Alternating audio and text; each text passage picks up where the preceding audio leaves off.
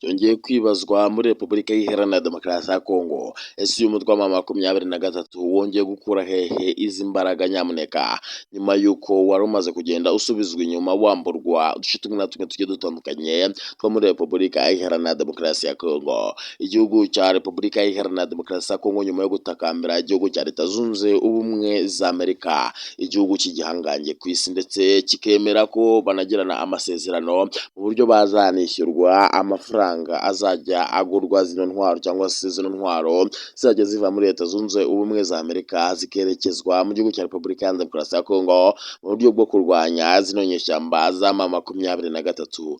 Dore ko amahanga yose yagiye aburira zino nyeshyamba ngo zibe zarekura uduce tumwe na tumwe zamaze kugenda zigarurira, ariko zikanga. Muri iyi minsi byagaragaye ko inyeshyamba za M23 zari ziri gutsindwa bikomeye cyane, ndetse zikamburwa intwaro n'abayobozi batari bake bagafatwa, ndetse ikagenda ipfusha n'abandi basirikari bagiye batandukanye ku mirongo y'urugamba. Kuva ku itariki 19 z'ukwezi kwa gatandatu 2025 kugeza kuri itariki 22 z'ukwezi kwa gatandatu 2025, kuri iki cyumweru muri iki gitondo, operasiyo zikozwe cyane n'abasirikari ba M23. Ibyo byose reka nze tubiramburire hamwe muri Repubulika ya Demokarasi ya Kongo.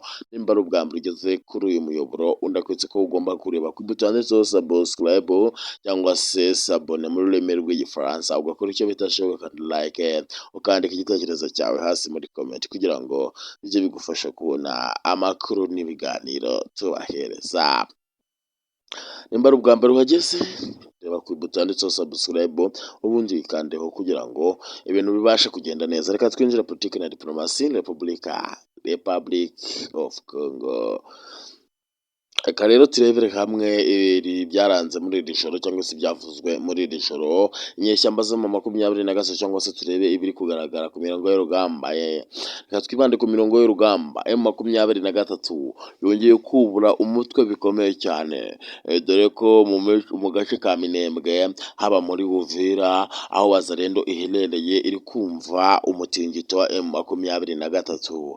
Abasirikari b'Abarundi muri Uvira bago bazigera bibagirwa M23, dore ko bano basirikari bo bakomeza kugenda bavuga yuko nta kabuza bano basirikari ari abasirikari b'Abanyarwanda. Abasirikari b'Abarundi baritanze bikomeye cyane mu gihugu cya Repubulika Iharanira Demokarasi ya Kongo, ariko hongeye kumvikana amasasu menshi cyane muri Repubulika ya Demokarasi ya Kongo, mu gihe mu minsi yashize Repubulika Iharanira Demokarasi ya Kongo, cyangwa se leta ya Kinshasa, cyangwa se ku barwana ku ruhande rwa leta ya FARDC, barasaga n'ubundi hakabura wabasubiza, aho inyeshyamba za M23 zikaba zakwira imishwaro ku mirongo y'urugamba, zikaba zata position ndetse zigatangira kwirukanka.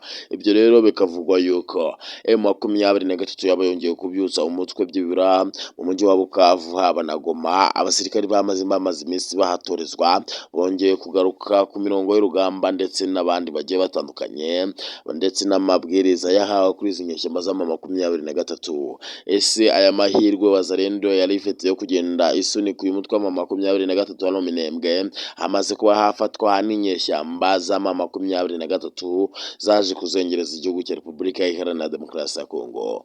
Ese kano gace kahise gafatwa by'umwihariko, ndetse n'Abarundi bakaba bari kurira muri Repubulika ya Demokarasi ya Kongo. Mu gace ka Uvira nako kamaze kuba kazengurukwa. Ubu imbere mu mujyi wa Uvira ikiri kuvugwamo ni amasasu y'urufaya, dore ko Abarundi batari bake nabo batangiye kugenda basubira inyuma. Ese Neva Evariste Ndayishimiye yavuze yuko azitanga muri kino gihugu cya Repubulika Iharanira Demokarasi ya Kongo.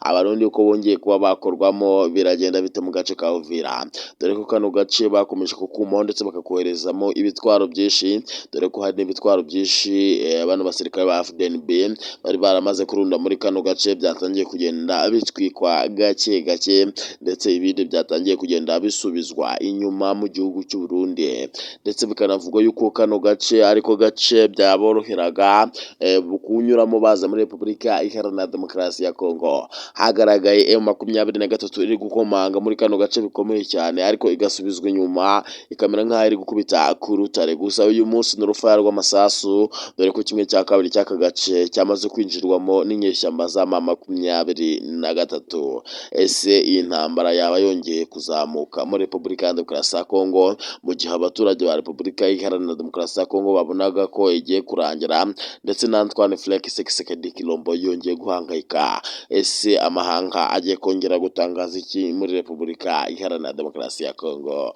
Nimba ari ubwa mbere ugeze kuri uyu muyoboro, nyamuneka ndakubitsa ko ugomba gukanda ku buto yanditseho subscribe cyangwa se sabone, kugira ngo bijye gufasha kubona ibiganiro n'amakuru tubahereza amasaha 24 kuri 24.